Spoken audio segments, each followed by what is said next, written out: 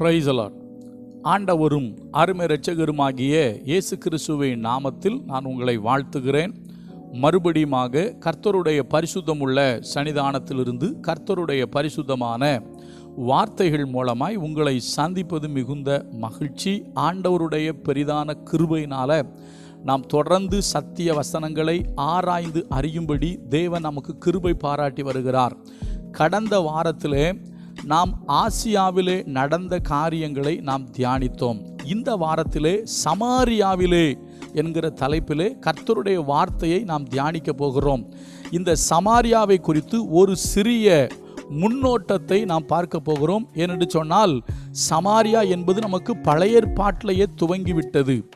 நாம் பழைய ஏற்பாட்டு சமாரியாவை பார்க்காமல் புதிய ஏற்பாட்டு சமாரியாவில் நடந்த நிகழ்வுகளைத்தான் நாம் பார்க்க போகிறோம்.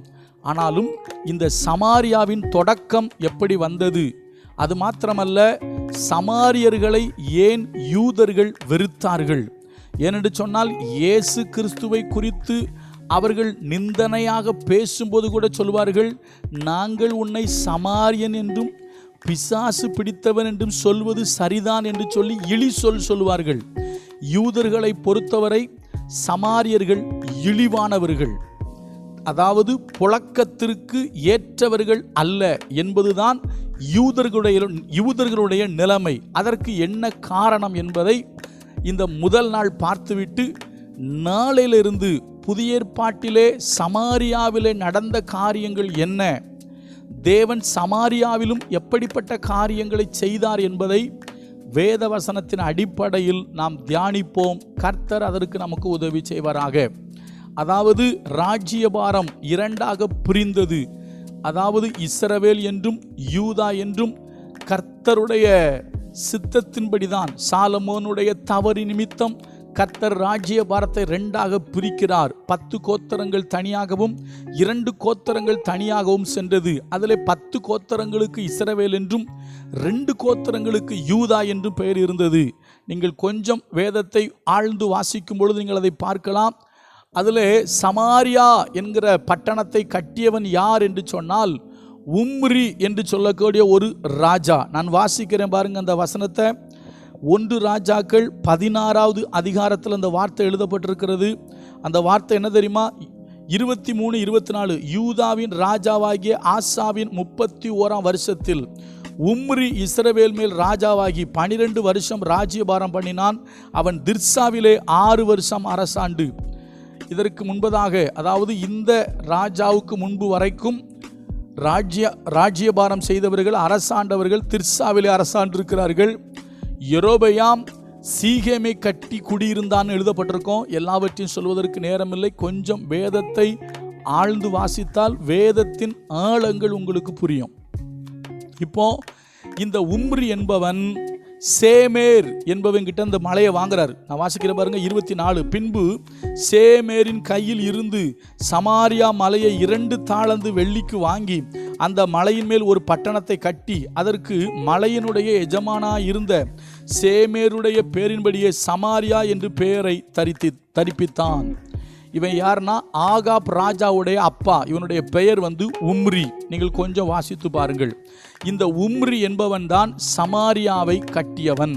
அதற்கு பின்பு ஆகாப் சமாரியாவில் தான் இருந்து ஆட்சி செய்வான்.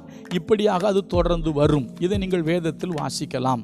இப்போ இந்த சமாரியா என்ன ஆயிற்று என்று சொன்னால், இந்த சமாரியாவில் குடியிருந்த சமாரியர்களை யூதர்கள் வெறுப்பதற்கு என்ன காரணம், இதை மட்டும் கொஞ்சம் நம்ம தெளிவாக பார்த்து விடுவோம்.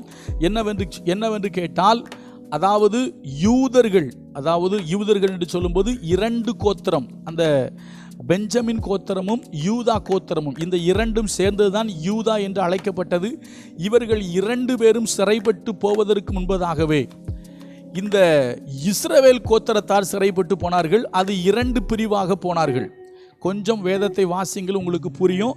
அதில் 2வது பிரிவு போகும்போது என்ன ஆகும் அப்படிங்கிறத நான் உங்களுக்கு சொல்கிறேன். 2வது பிரிவு போகும்போது என்ன ஆகும் அப்படின்னு கேட்டிங்கன்னா, ஒரு வசனத்தை வாசிக்கலாம் பாருங்கள். நான் வாசிக்கிறேன் உங்களுக்காக. முதலாவது 2 ராஜாக்களின் புஸ்தகம் 17வது அதிகாரத்தில் எழுதப்பட்டிருக்கிறது. என்ன எழுதப்பட்டிருக்குன்னு கேட்டிங்கன்னா, அசிரியா ராஜா வர்றான், வந்து முற்றுகை போடுறான். படிக்கிறேன் 17:5.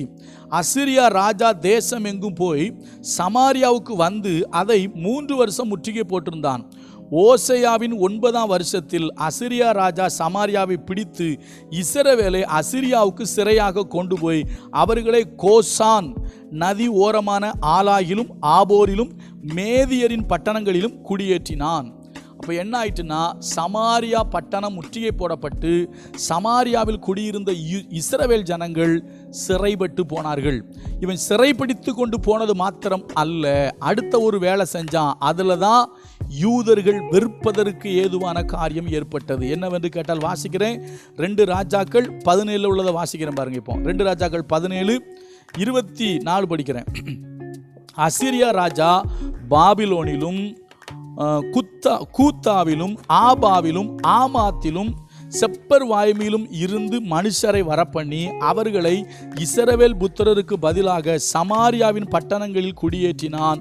இவர்கள் சமாரியாவை சொந்தமாக கட்டி கொண்டு அதன் பட்டணங்களிலே குடியிருந்தார்கள். அப்போ நல்லா கவனிங்க, சமாரியாவில் குடியிருந்த இஸ்ரவேலர்கள் அசிரியா ராஜாக்களால் சிறை பண்ணப்பட்டு அந்நிய தேசத்துக்கு கொண்டு போகப்பட்டார்கள். அந்நிய தேசத்தில் இருந்தவர்கள் அங்கே இருந்து சமாரியாவிலே குடியேற்றப்பட்டார்கள். இது நிமித்தம் என்ன ஆயிற்று என்று சொன்னால், இஸ்ரவேலும் அந்நிய தேசத்தாரும் கலந்து விட்டார்கள். அப்படி கலப்பினத்தில் உருவானதுதான் இந்த சமாரியா. அதனால தான் யூதர்கள் சமாரியரோட சம்பந்தம் கலக்க மாட்டார்கள். சமாரியர்கிட்ட தண்ணி கூட வாங்கி குடிக்க மாட்டாங்க. அப்படிப்பட்ட ஒரு சூழ்நிலை இது நிமித்தமே வந்தது. அப்போ அருமையான தேவ பிள்ளைகளே, சமாரியா எப்படி உருவாயிற்று என்று சொன்னால், உம்ரி என்று சொல்லக்கூடிய அரசன் சேமேர் என்பவன்கிட்ட ஒரு மலையை வாங்கி அதில் ஒரு பட்டணத்தை கட்டினான். அந்த பட்டணத்திற்கு சமாரியா என்று பெயர் வைத்தான். அதற்கு பின்பு வந்த ராஜாக்கள் அதில் குடியிருந்தவர்களும் உண்டு, குடியிராதவர்களும் உண்டு. சமாரியா சிறைப்பட்டு போயிற்று. சிறைப்பட்டு போன சமாரியாவிலே சமாரியர்கள் சிறைப்பட்டு போயிட்டார்கள். உண்மையான சமாரியர்கள், அதாவது இஸ்ரவேலர்கள் சிறைப்பட்டு போயிட்டாங்க. இப்பொழுது அவர்களை சிறைபிடித்து கொண்டு போன ராஜா அவன் தன்னுடைய தேசத்தில் இருந்த ஜனங்களை சமாரியாவில் கொண்டு வந்து குடியேற்றினான். அப்படி குடியேற்றினபடினாலே இங்கு கலப்படம் உருவாயிற்று. அதனால தான் யூதர்கள் சமாரியர்களை சுத்தமாக ஏற்றுக்கொள்வது இல்லை. இப்படித்தான் சமாரியா உருவான வரலாறு. இன்னும் சொல்ல போனால் சமாரியாவை யூதர்கள் வெறுப்பதற்கு காரணம். இப்போ இப்படிப்பட்ட சமாரியாவிலே புதிய ஏற்பாட்டு காலத்தில் என்ன நடந்தது, இயேசு கிறிஸ்து என்ன செய்தார், அப்போஸ்தலர்கள் என்ன செய்தார்கள், எப்படி ஊழியம் நடந்தது என்பதை வேத வசனத்தின் அடிப்படையில் தியானிக்க போகிறோம். கர்த்தர் நமக்கு உதவி செய்வார். தொடர்ந்து தியானிப்போம். கர்த்தர் நல்லவர், அவர் கிருபை நம்மேல் என்றும் உள்ளது. God bless you.